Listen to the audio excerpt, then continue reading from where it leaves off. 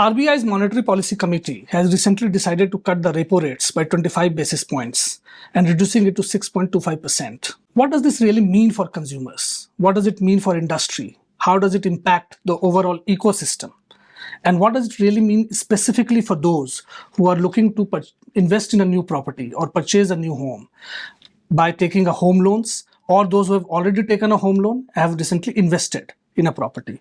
We are going to dwell upon all these things in today's episode of The Property Show. Namaskar, I'm Prasoon Kumar, and we are going to talk about the repo rate cut and its impact on consumers, industry, and business as such. To have this discussion, we have an esteemed set of panel today. Online, we are joined by Mr. Ravi Aggarwal, who is co-founder and managing director of Signature Global India, one of the premier developers based out of Delhi NCR and North India. Ravi ji, I will just kind of try to rephrase this for you. Any reduction in interest rate, one segment that gets emotionally impacted or psychologically impacted most is the segment that operates in the affordable housing zone, right? Now, tell me, do you think any such positive sentiment therefore would translate into affordable housing getting revived? Because we have not seen much of an action in that segment over the past couple of years. Only the premium end of real estate that has been doing well. Do you see that happening, and therefore some positive development coming out from there? First, I want to welcome this rate cut. It's a very positive step after a long gap of almost 5 years. Secondly, I think so. It will have the multifold impact on the overall industry. Thirdly, I think so. The real estate is a thing which is a capex-driven business. The huge capex always. And actually, the contribution towards GDP of real estate is also increasing.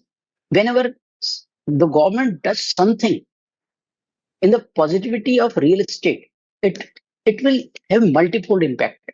There are two things: first, the developer; second, the customer.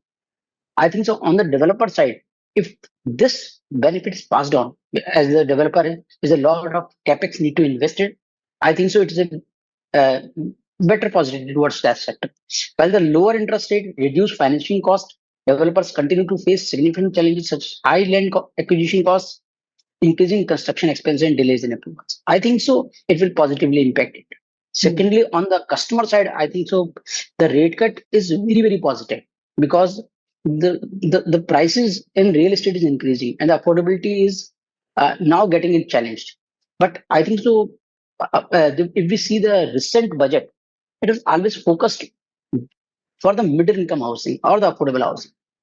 From so many years, the budget is the first agenda is increase affordable housing, the middle income housing. I think so. This step is in alignment of that. If this rate cut is passed on to the customers, then home loan will be cheaper.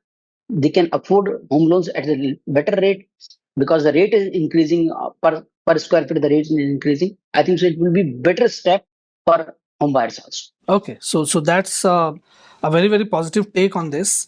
Let me go to Raviji again. As you mentioned that the sentiments, the demand sentiments may improve, and that would give fillip to the industry.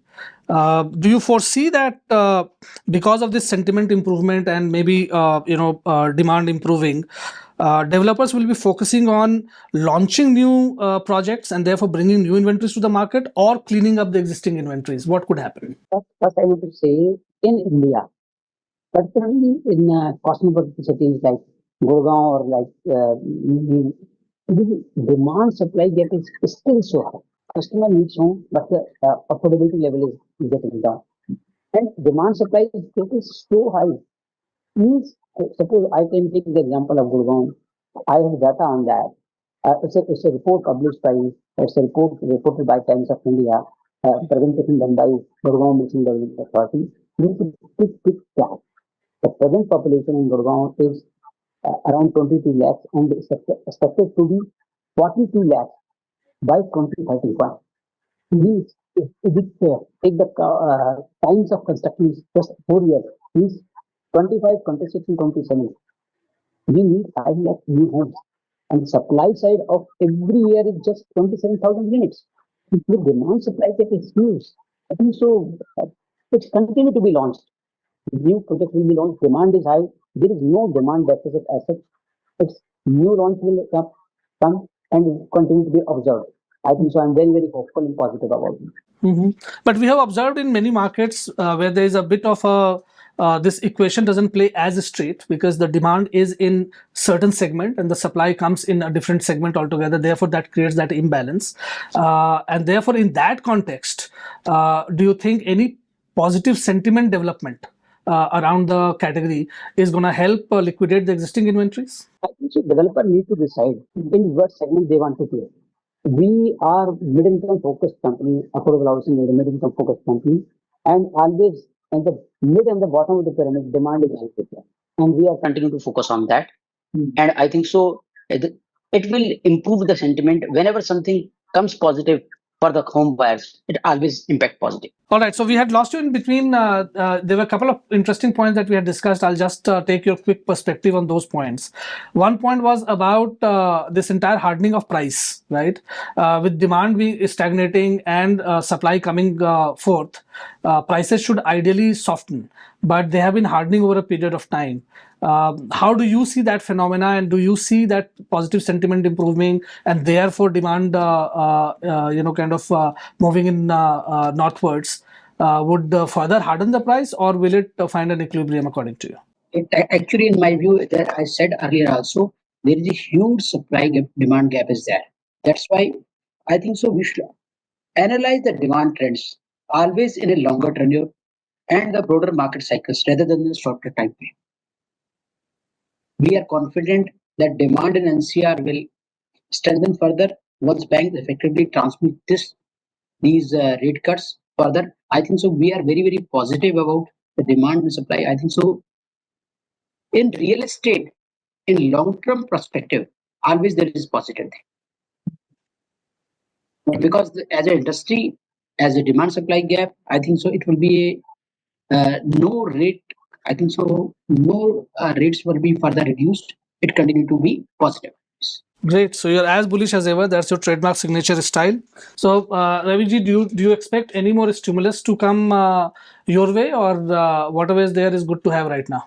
I second to Pavanji's opinion. I think so. Stimulus may come or may not. It doesn't matter so much. But the self-consumption story of India is so high. Suppose we can take a data. We are 140 crore people. We are just living in 3% of the land area of entire Earth.